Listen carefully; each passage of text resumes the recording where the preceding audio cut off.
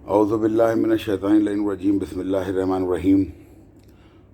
حضرات، شاہ مردہ کے تعلق سے جو ہے وہ کچھ باتیں میں واضح کر دوں آپ لوگوں کو کہ کیا کیا معاملات تھے اور کیا چیزیں جو ہیں وہ پیشتر آئیں اور کیا چیزیں جو تھیں وہ ہم لوگ صحیح کر پائے اور کیا چیزیں ابھی صحیح کرانا باقی ہے۔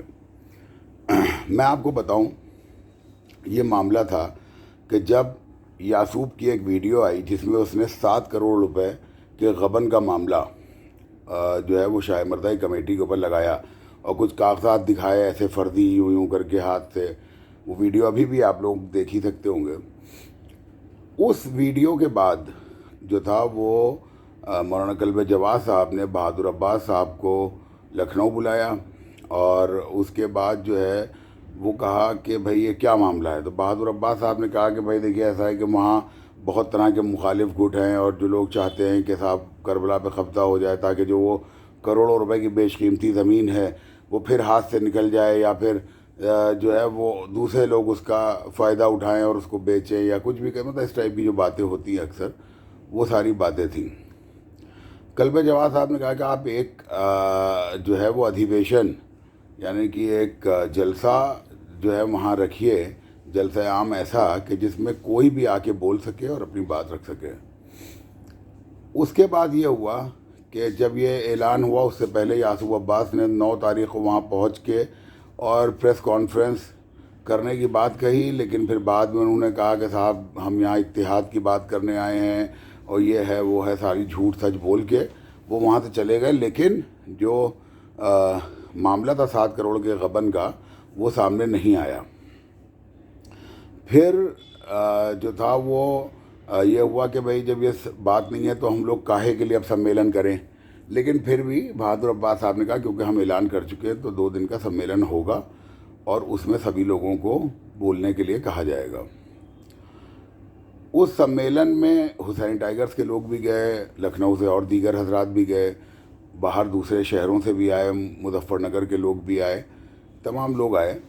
اس کے بعد یہ ہوا کہ وہاں پر جو ہے وہ ایک گٹ جو تھا وہ بہادر عباس کا سخت ترین مخالفت کر رہا تھا، بہت سخت ترین مخالفت ان کی کر رہا تھا، لیکن ان کے جب ان لوگوں سے بات چیت ہوئی تو یہ محسوس ہوا کہ ان کے بہت چھوٹے چھوٹے ایشوز ہیں کہ وہ غسل خانے کا پانی ادھر آ رہا تھا، یہ نہیں آنا چاہیے تھا، جو ہے وہ اور تمام طرح کی چیزیں۔ اس میں ایک ان کا ایشو یہ تھا کہ کربلا میں ہم اتنے سال سے رہ رہے ہیں اور کرایہ بڑھانے کی بات اس طرح سے ہو رہی ہے اور اتنا زیادہ بڑھایا جا رہا ہے۔ یہ مطلب یہ ایک ایسے ایشوز تھے کہ جو ہینڈل ہو سکتے تھے۔ پھر ان چیزوں کے اوپر بات چیت ہو رہی تھی، لیکن بہادر عباس صاحب کی مخالفت بہت زوروں پہ تھی۔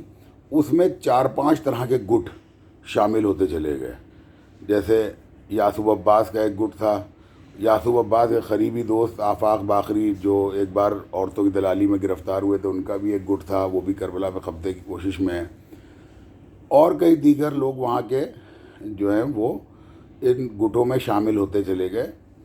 اس کے بعد جو تھا وہ یہ ہوا کہ نہیں صاحب کربلا میں جو ہے وہ انجمن حیدری جو ہے اس کو ہٹا کے کوئی دیگر انجمن ہے اس کو لایا جائے، یہ ہو وہ ہو۔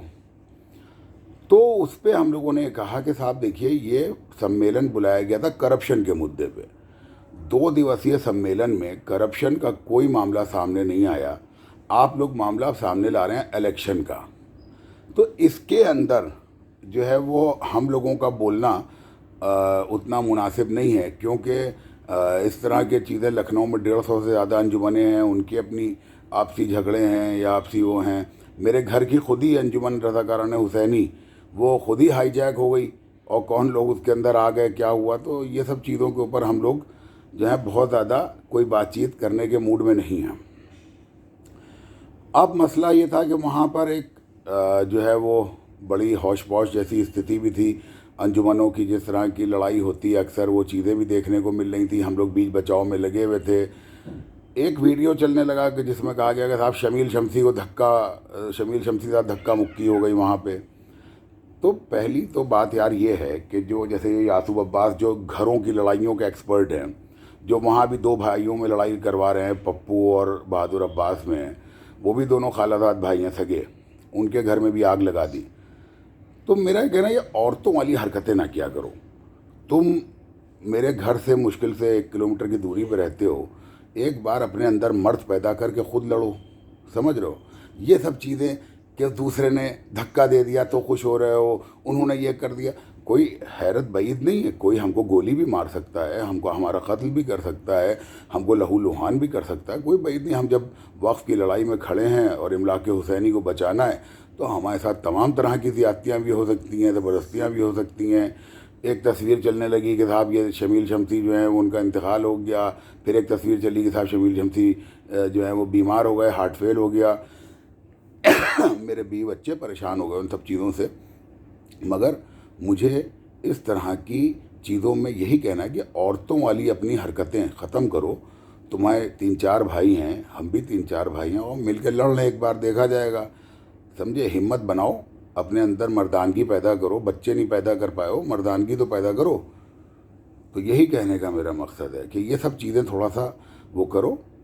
وہاں پورا جھگڑا یاسوب عباس کرا رہے تھے، وہاں سے بیٹھ کے وہی پپو جو حسینی ٹائیگر زندہ باد کے نعرے لگا رہا تھا، تھوڑی دیر کے بعد اس کو بھڑکا کے پھر خلاف کیا، پھر اس سے بات چیت کو کیا.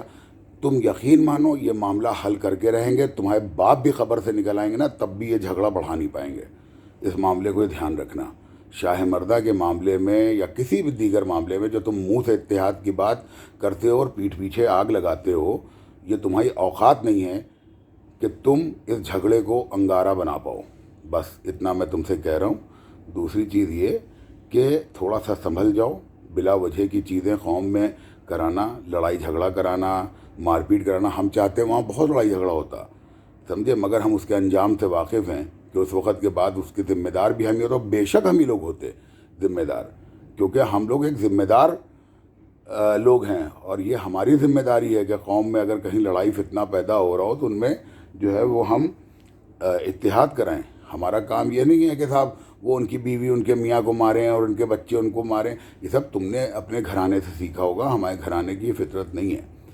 ہم لوگ چاہتے ہیں کہ سب قوم میں اتحاد رہے، لوگ آباد رہیں، شاد رہیں، عزاداری بہترین ہو. ٹھیک ہے؟ اپنی جو تمہاری لیڈرشپ ہے، وہ تمہاری لیڈرشپ ساری کھڑی ہی لڑائی جھگڑے کی بنیاد پہ. شیعہ کالج کے معاملے پہ میں نے تم سے حساب کیا مانگا؟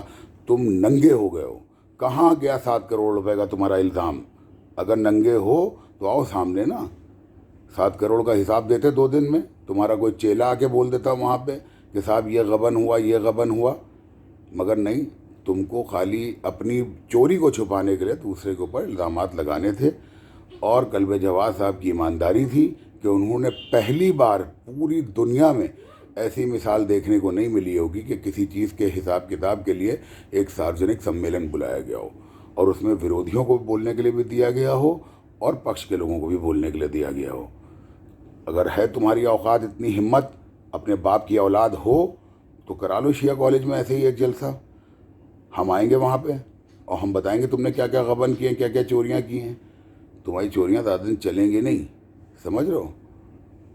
ہر لڑائی کو تم نے اپنے ذاتی فائدے کے لیے تم نے استعمال کیا ہے، چاہے وسیم رضوی کا ساتھ دینا ہو، چاہے اور چیزیں ہوں.